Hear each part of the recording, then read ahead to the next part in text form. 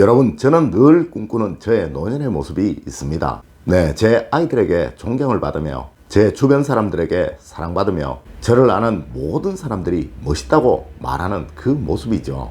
아마 여러분들 중에 어느 누구라도 이러한 노년의 모습을 꿈꾸지 않으시는 분은 없으실 것입니다. 네, 하지만 세상 어느 것이든 얻으려고 하면 반드시 주어야 하는 법. 여러분도 이러한 모습이 되고 싶으시다면 이제 알려드리는 이러한 사람이 되셔야 합니다. 여러분 안녕하세요, 이정재입니다.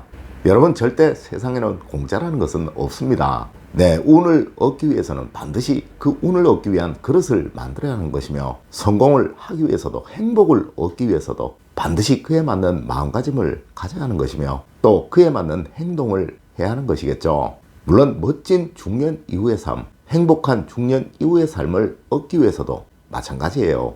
어쩌면 가장 아름다워야 할, 가장 멋져야 할 이 시기, 여러분 이제 이러한 마음을 가지고 살아가십시오. 네, 반드시 여러분의 모습은 여러분이 꿈꾸시는 그 모습으로 변해가실 것입니다. 첫 번째로, 다른 사람에게 품위와 존중으로 대하십시오. 여러분, 지혜로운 사람이 되는 것은 때와 장소를 가릴 줄 아는 사람이 되는 것입니다. 네, 자신의 영리함이나 지식은 깊숙이 묻어두고 필요할 때만 꺼내 사용할 줄 아는 사람이 되는 것이죠. 맞습니다. 아무 곳에서나 아무 때나 잘난 척하고 남의 자존심을 긁어대는 사람, 또한 상처를 내는 이러한 사람은 절대로 존경을 받거나 사랑을 받을 수는 없는 것입니다. 네, 항상 고요하지만 천금의 무게를 가진 사람, 사랑스럽지만 천박하지 않은 사람이 되시려고 노력하십시오. 두 번째로, 내가 대접받기 원하는 만큼 남을 대접해 주십시오. 여러분, 우리 옛말에도 이런 말이 있죠. 기소 불욕이면 물시 어인이라 라는 말입니다. 맞습니다. 내가 하기 싫은 것은 남도 하기 싫은 법이며, 내가 듣기 싫은 소리는 남도 듣기가 싫은 것입니다. 네, 항상 내가 듣고 싶은 소리를 남에게 해주시고 내가 받고 싶은 만큼 남들을 대우해 주십시오. 여러분, 세상을 보실 때 항상 좋은 면만 보시려고 하셔야 합니다. 물론 여러분의 주변 사람들에게도 그러하죠. 맞습니다. 남의 험한 면을 보기보다 좋은 면을 보시고, 남의 못된 면을 보기보다 선한 면을 보시려고 하십시오. 아마 이러한 여러분을 틀림없이 여러분의 주변 사람들은 진정한 마음속의 리더로 인정해 줄 것이며, 무엇이든 여러분과 상의하고 여러분의 의견을 묻는 사람들로 변해갈 것입니다. 세 번째로, 남의 비판이나 험담은 하지 마십시오. 여러분, 그거 아십니까? 나이 먹어서 남 욕하는 사람만큼 추한 사람이 없다는 것을 말이에요. 네, 아마 이러한 이야기를 듣는 그 어느 누구라도 이렇게 생각할 것입니다. 괜히 질투하고 세만다고 말이에요. 물론 이러한 행동들은 주변에 사람들이 머물지 못하도록 만드는 최악의 행위이며, 또한 인생을 외롭게 만드는 가장 쉬운 수단입니다. 여러분, 중년 이후는 절대 외롭지 않아야 합니다. 네, 이렇게 하자면 늘 주변 사람들을 빛나도록 만들어 주셔야 한다는 것이죠. 맞습니다. 그러자면 비판보다는 칭찬, 험담이나 뒷담화보다는 당당한 충고가 진정한 품위를 만드는 길임을 꼭 명심하시길 부탁드립니다. 네 번째로, 항상 진실하시고 차분하셔야 합니다. 여러분, 어떤 분은 이런 말씀도 하시더라고요. 노년의 주름은 내가 인생을 멋지게 살아왔다는 그 훈장이기도 하다고 말입니다. 여러분, 아마 여러분들은 인생의 어려움, 힘든 고통들을 몇 번씩은 다 겪어보셨을 것입니다. 네, 그 어려움들이, 고통들이 급하다고 해결이 되던가요? 네, 맞습니다. 이래서 우리 조상님들은 세상은 엉킨 실타래를 풀듯이 살아야 한다고 말씀도 하셨던 거예요. 여러분, 무엇이든 하나씩 차분하고 진중한 여러분이 되십시오.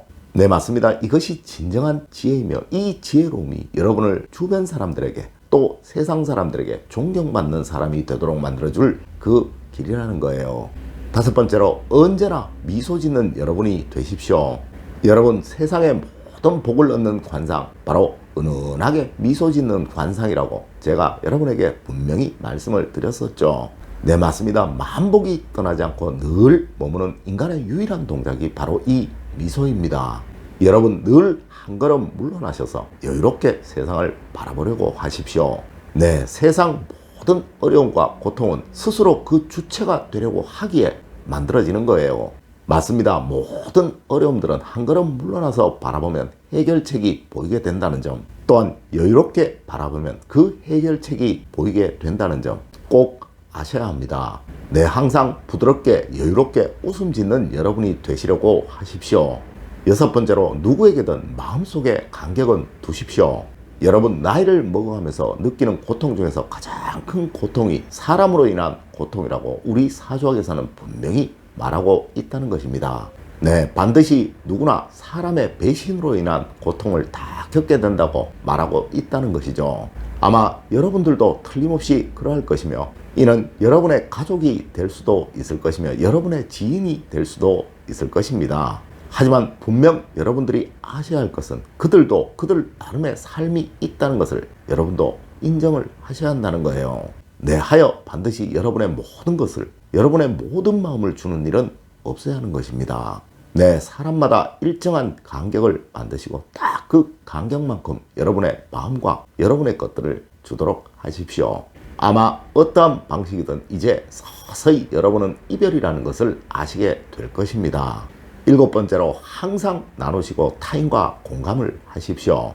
여러분, 여러분의 뇌리 속에 여러분의 어리실 때 할머니와 할아버지들이 각인되어 있는 것은 그분들이 틀림없이 여러분들과 나누는 삶을 사셨기에 그러한 것입니다. 물론 그분들이 여러분들의 행동을 공감을 해주셨기에 또 그러하겠죠. 네, 이젠 여러분들도 누군가에게 각인이 되어야 할 시기라는 거예요. 늘 조금씩 베푸시고 늘 나누십시오.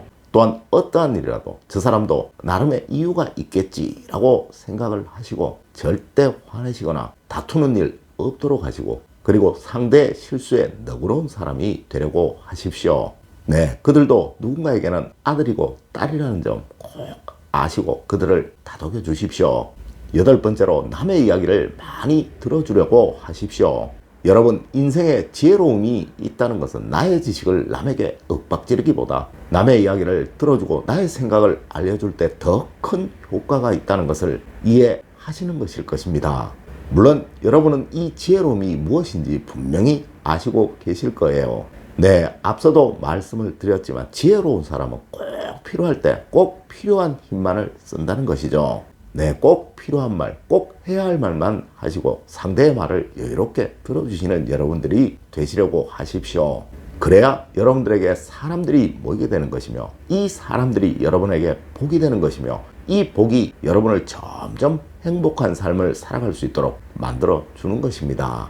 아홉 번째로, 늘 긍정적으로 무엇인가를 배우려고 하십시오. 여러분, 이제부터는 아마 여러분에게 가장 필요한 것은 활기라는 것일 것입니다. 물론 청년기에는 사는 자체가, 행동하는 자체가 활기였을 것이나 이제는 신체적으로나 심리적으로나 소극적이 될 수밖에 없겠죠. 여러분, 이 활기라는 것은 해야 할 일, 하고 싶은 일을 행할 때 생겨나는 것이며, 이러함이 없어진다면 삶의 의욕이 없어지게 되고 활기 역시 사라지게 되는 것입니다. 네, 노인, 즉 늙은이가 된다는 거예요. 여러분, 늙지 마십시오. 노인이 되지 마십시오.